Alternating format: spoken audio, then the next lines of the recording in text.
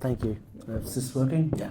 Hello. Hello. So I know it must be different for every single word, but could you summarise generally the process of discovering the origin of an obscure word or phrase?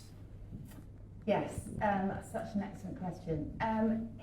It essentially goes back to building a linguistic picture of a word in its time. So if you can, so I mentioned the army of readers that help with the Oxford English Dictionaries.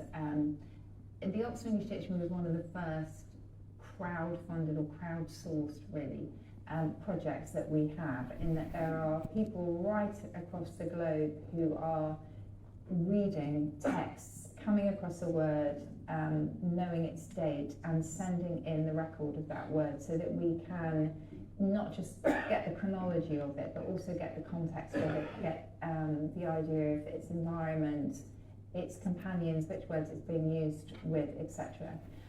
And from that picture, you can very often then, I say very often actually, not often enough, but get the inspiration behind that word, you know, what led to its creation.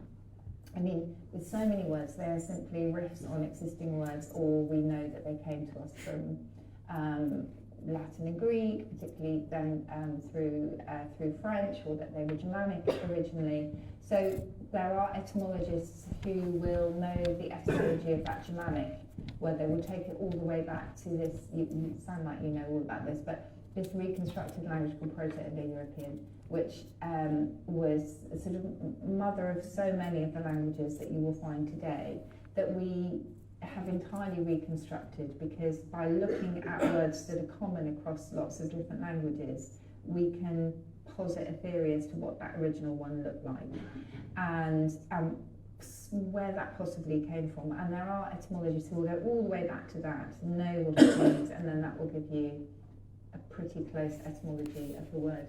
When it comes to slang, it is much more difficult. So a good friend of mine is Jonathan Green. I don't know if you know Jonathan. He's the slang meister of his age, really. So he's written the OED of slang. And with the way that slang works, it is not just very tribal, but it's also quite hidden, it's quite secret, it's deliberately designed to keep outsiders out. Its etymology is also quite hidden very often. Even slang, the word slang, we don't really know where that comes from, but you know.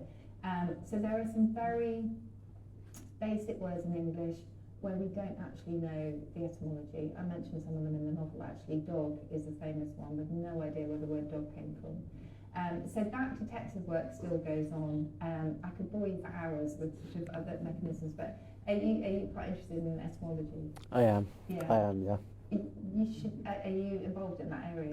I'm not, but I really should be. You should be. I should be. It sounds like you should be. It is absolutely fascinating, and there are lots of books out there. There's a couple actually written by OED lexicographers and etymologists who will take you into it a little bit more. And if you are, well, I ought to just do a tweet about it actually for people who are interested. But I have to say I rely heavily on the work of other people as well. I sometimes don't do all the detective work myself by any means. I rely on all the people who've gone before, who've done all the digging. Okay, thank you. Thanks. Thanks.